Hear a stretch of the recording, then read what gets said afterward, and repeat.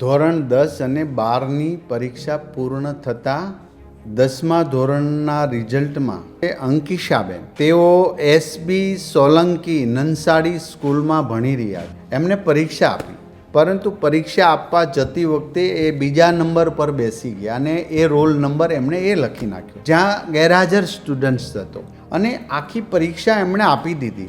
પરિણામ આવતા માર્કશીટ 0 આવી. આ વાત અમારા ધ્યાને આવી અને મુખ્યમંત્રી ભૂપેન્દ્રભાઈ પટેલ સાહેબ એક નાનકડી દીકરી માટે પણ કેટલી સંવેદના રાખે છે કે ટીવી ન્યૂઝ જોઈને શિક્ષણ વિભાગમાં મને જાણ કરે કે તમે આ જોઈ લો, એક દીકરીનું શું થયું છે.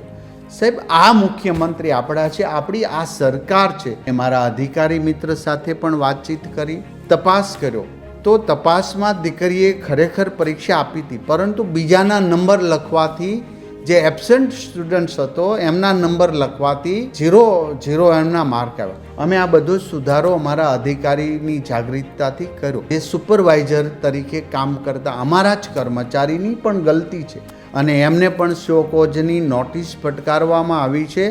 આ સમયે મીડિયાના પણ ખૂબ પોઝિટિવ રોલ રહ્યો, અમે સ્વીકારીએ છીએ. આ ક્ષતિ અમારા એક અધિકારીએ પણ કરેલી હતી, એમને પણ શોકોઝ નોટિસ આપી છે. અને હું કોઈના ઉપર ઢોળવા નથી માંગતો, શિક્ષણ વિભાગનો જવાબદાર વડો છું.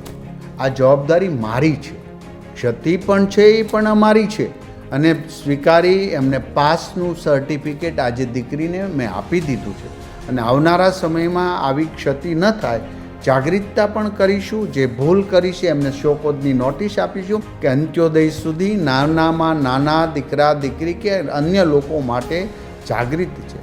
અમને વિશ્વાસ છે, અમારા અધિકારીઓ ખૂબ સારી મહેનત કરી છે, સારા પરિણામ પ્રાપ્ત કર્યા છે.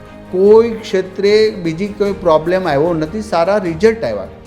પરંતુ આ એક ભૂલના કારણે દીકરીને 0 માર્ક્સ હતા.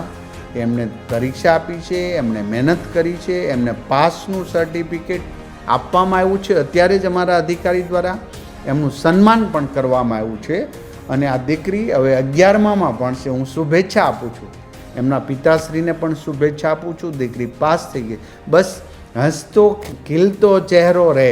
અને હવે મીડિયાવાળા જ્યારે રેવતી દીકરી બતાવી છે, આ દીકરીને હસતી બતાવે એવી હું વિનંતી કરું છું. સૌનો આભાર.